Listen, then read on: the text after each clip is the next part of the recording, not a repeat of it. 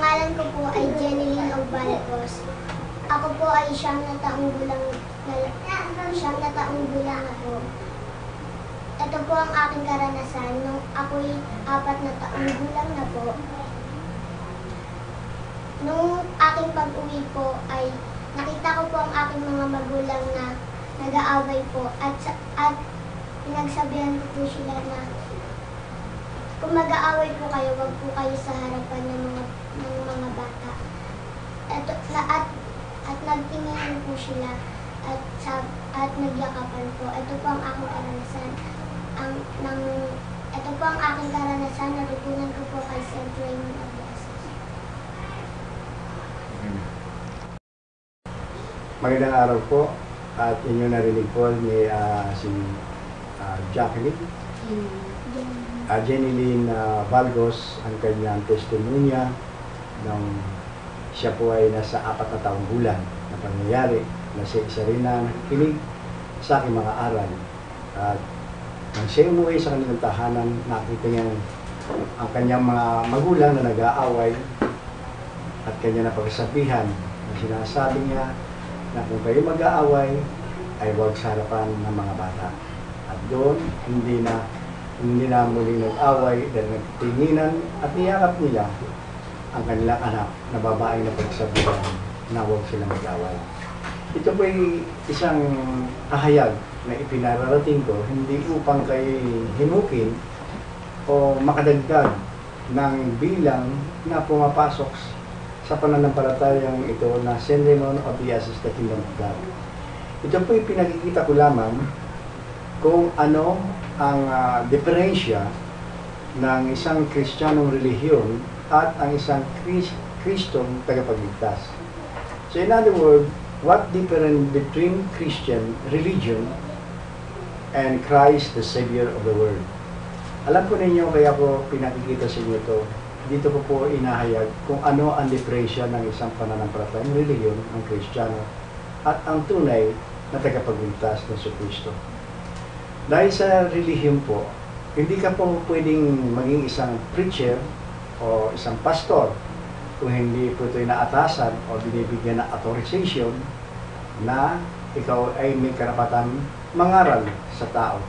Yan po ang rules of law ng isang relihiyon.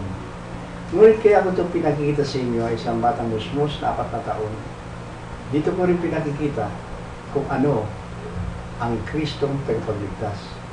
Kung kayo po'y naniniwala at pumapasok sa ralangan o sa kaharian ni Jesucristo, wala pong diskriminasyon, wala pong limitasyon, at wala rin pong sinasabi na kapag kailangan may authorization ka para ito ay maging isang pastor. Biruin ninyo, isang batang musmus naging pastor na tagapagligtas. Kung ating iisipin ito, dahil iniligtas doon sa kaguluhan at kapamakan ng 2 mag-asawa na kanilang magulang. Kaya ko po ito'y pinahayag upang matanaw po ninyo kung anong diferensya ng isang relihiyon ng pananampalatayang Kristiyano at ang tunay na tagapagligtas na Kristiyano. Dahil ang tunay na tagapagligtas, lahat po pwede, kahit hindi mong bata, ay pwedeng mangaral kung ito po ay tungo sa pangkapayapaan ng tahanan at ang sanlibutan. Yan po ang tunay na Kristo at Christian, hindi po relihiyon. Dahil kasi ang relihiyon, hindi basta-basta ka pwedeng mangaral kung wala ang authorization na nanggaling sa simbahan. Yan po ang talagang panukala ng isang pananampalatayang Kristiyano. Kaya ko ito pinakikita po sa inyo dahil upang matalos po ninyo na when it comes Christ, it's really the Savior. So walang dinidiskrima o walang pinagbabasihan na dapat mag-aaral ka ng Biblia. No. Dito po, kung naiintindihan nyo ang hadikain ni Kristo in humanity. So, yung advice ng bata, ng 4 years old, she was learning about the true gospel from Christ na sinasabi na generally, it come in humanity na hindi dapat nag-aaway sa loob ng tahanan. Kaya yun po. Kaya yun po ang yung hadikain ni Kristo. Sa bawat mundo na kanyang nilakbay from India, Buddhist, lahat po, ang kanyang tinuturo ay in humanity po. Hindi po yung dapat maniwala kay Christ, dapat maging Kristiyano ka para maligtas ka, no? Hindi po yung point of view ni Christ. Wala pong sinasabi ni Christ na dapat lahat ng tao sa buong mundo ay maging Kristiyano. Kasi kung iisipin po natin, kung mangyari po yan, paano masasabing Christ is a King of Kings? Hindi po masasabi. Tama, dapat we should give respect to those who believe in God. But it's depend na dapat natin respetuhin, lalo na kung halimbawa isang Kristiyano ay nagkabagi-bagihan at nag-aaway na isang librong pinagbabasiyang Biblia at isang pangalang Jesus. Hindi po naman dapat natin pagbabasiya na bigyang galang dahil yun po'y namamali at may kautusan sa aklat sa Romans 16, 17, 18 at sa unang Corinthian 1 hanggang 15. Yan po'y may kabatasan na hindi dapat nagkakaroon ng kabagi-bagihan. Kaya po po tayo pinaliliwanag sa inyo upang inyong matalos anong diferensya ng isang pananampalatayang relihiyon at tunay na pananampalatayang kay Kristong tagapagligtas. Kaya ang iniira po ni Kristo, always in generally in humanity. Kasi kung lahat ng relihiyon like Buddhist, Hindus, Sabain, Jewish, Muslim, kung maintindihan nila yung hadikain ni Kristo, ang sinasabing in humanity, wala na pong digmaan, wala ng gera, the due respect of each other. So that is the kingdom of heaven. Kasi without those believers that God chosen, to those like Buddhist, Hindu, Jewish, Sabain, Muslim, and Christian, wala na pong kingdom of God. Yan po ang equivalent ng kingdom of God. Yung through your belief, that is the kingdom of heaven. It was on earth. So, yan dapat inagagalangan. Galang natin ang mga Buddhist, igalang natin sa Christian, Hindu, Jewish, Muslim. Hindi dapat nag-away-away. But, yung sasabihin ng isang pananampalatayang Kristiyano, ay dapat igalang natin yung kapwa Kristiyano, nagkaroon ng kabagi-bagian. Hindi dapat. Dapat ihayag natin yung tunay na hadikain ni Kristo. Hindi dapat natin igalang kasi parang kinukustintin natin na alam natin mali na hindi pwedeng magkabagi-bagyan ng isang uring Kristiyano. Kaya po ito, hindi ko man sinasabing kinakalaban sila, lahat ng mga Christian religion, but I just only want to let them wake up, to see to it what is the truth and have peace on earth, especially our soul. So, we have rights also to advise na hindi dapat magkaroon ng kapag-ibig. So, ibig sabihin, hindi dapat natin ayunan o hindi dapat natin igalang kasi mali. Bakit natin igagalang kung mali naman nakakasira ng sanlibutan? Dapat natin igalang katulad ng Buddhist. Okay yun. So, Christian, Hindu, Sabain, Muslim, yan dapat natin igalang dahil tayo isang tahanan lamang. Pero to divide in just one belief in the name of Christ, we should not give them way to be, sabihin nun tinutolerate, no. It must be not. We have to be united. Yan po ang aking iniiral. Hindi ko ginugulo ang pananampalataya. That is the reason why I show up to this episode na what is different between the Christian religion and the true Christ the Savior. Kaya nakita niyo, batang musmos, 4 years old, na he saved their family, especially, nagkaroon ng peace ang kanilang pamilya sa limantahanan. So, yun po pinakikita ko, na because she was believed in Christ, that she become a Savior. Kaya nga sabi nga ni Jesus Christ sa John 8:20-33, sabi niya, kung kayo mananatili sa aking pananampalataya, doon ko kayo makikilala na kayo aking mga alagad at inyong makikita ang isang katotohanan ang siyang magkakalas sa inyong kadiliman. So, when you stick as a believer in Christ, you're one as an apostle. You are also one as a Savior. The same as what this younger, 4 years old, she was become a Savior. Sinave niya ang kanyang magulang sa maling gawain nang dahil sa paniniwala niya ng ang teaching of Christ. That is the reason why na advice niya. Yun po ang diferensya. Kasi pagdating sa religion, no, walang bata pong maaring magsalita ng ganyan sa mga magulang.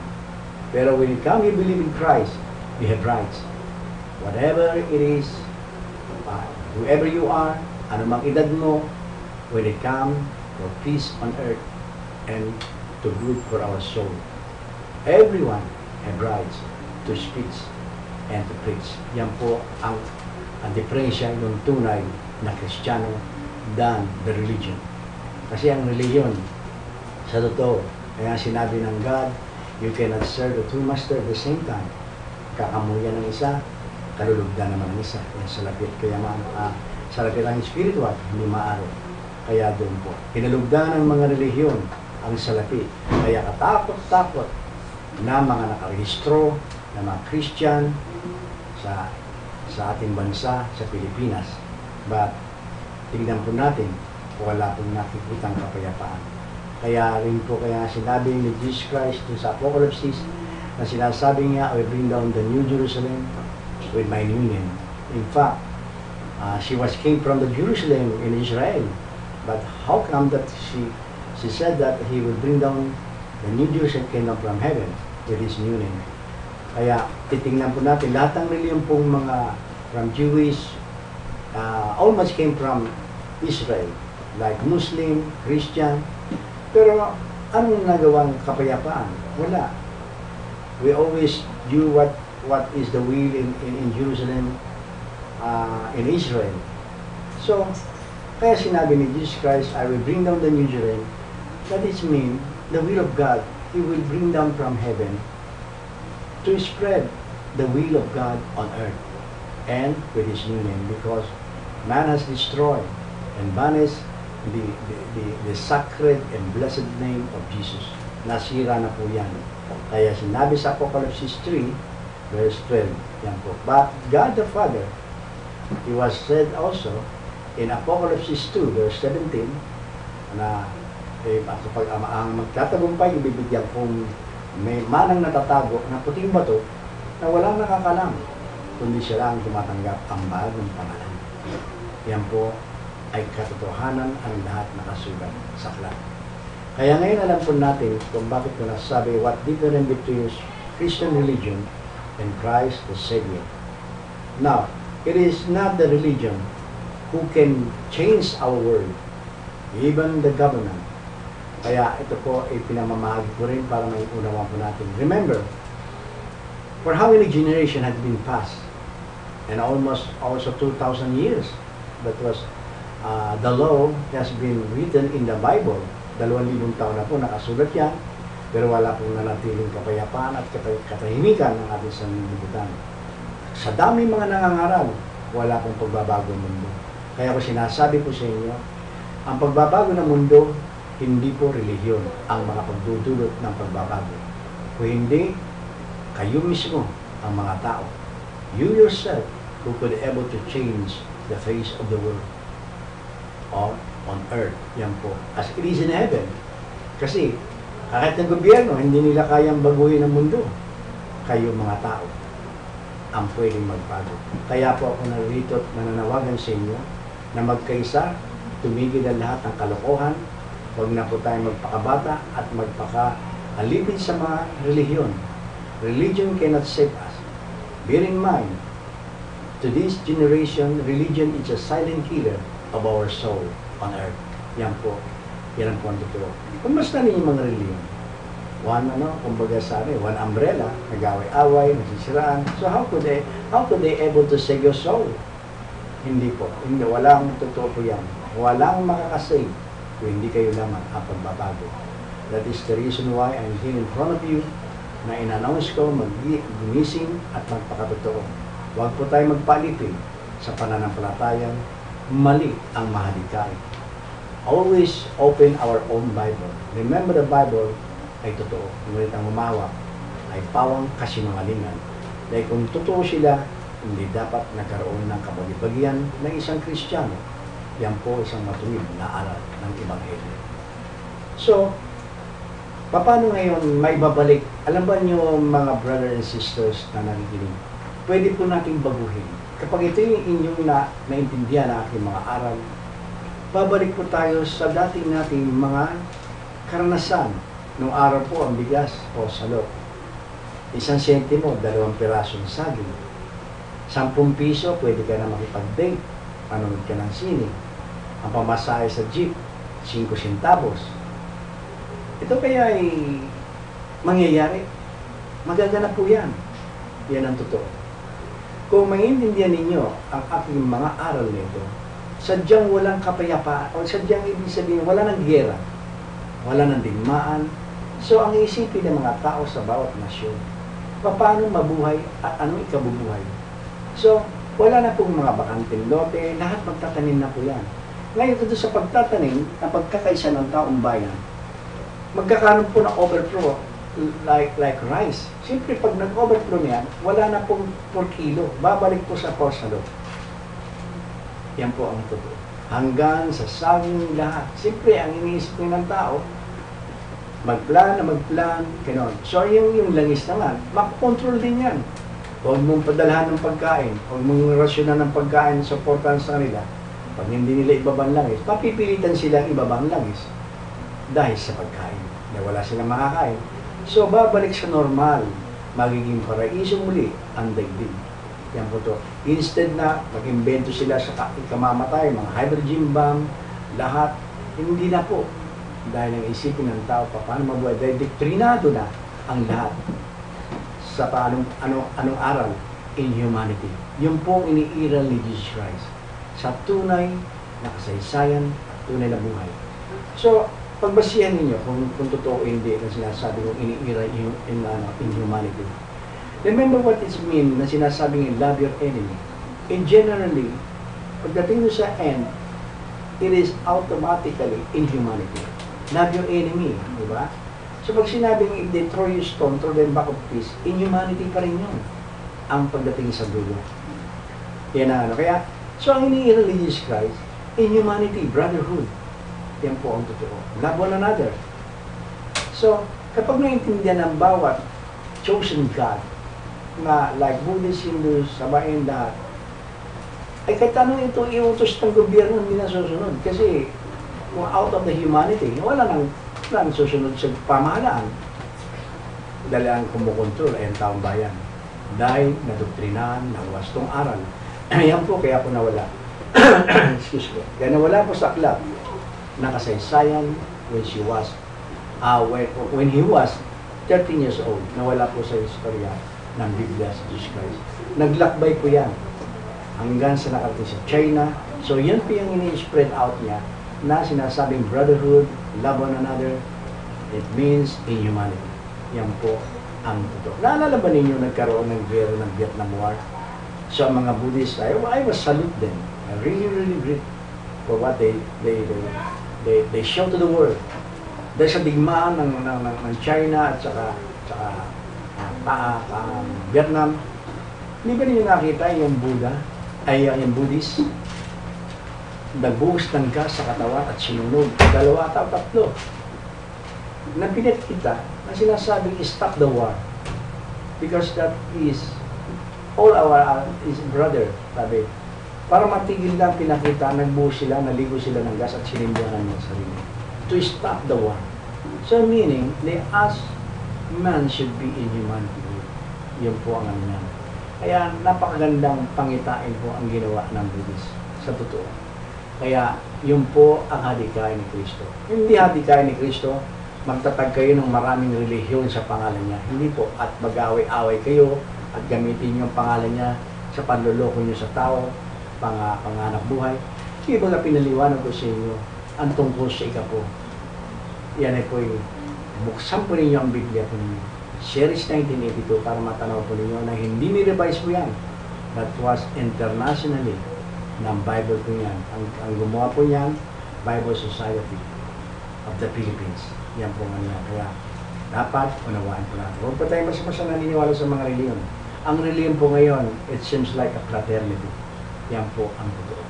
Sana sa munti namin pinaliwanag ito, hindi ko po minumungkay at pinakita ang isang anghel na si was 4 years old para kumbinsin ko kayo na maniwala kayo sa St. Raymond of the Ashes, the Kingdom of God. No, I just only show you up.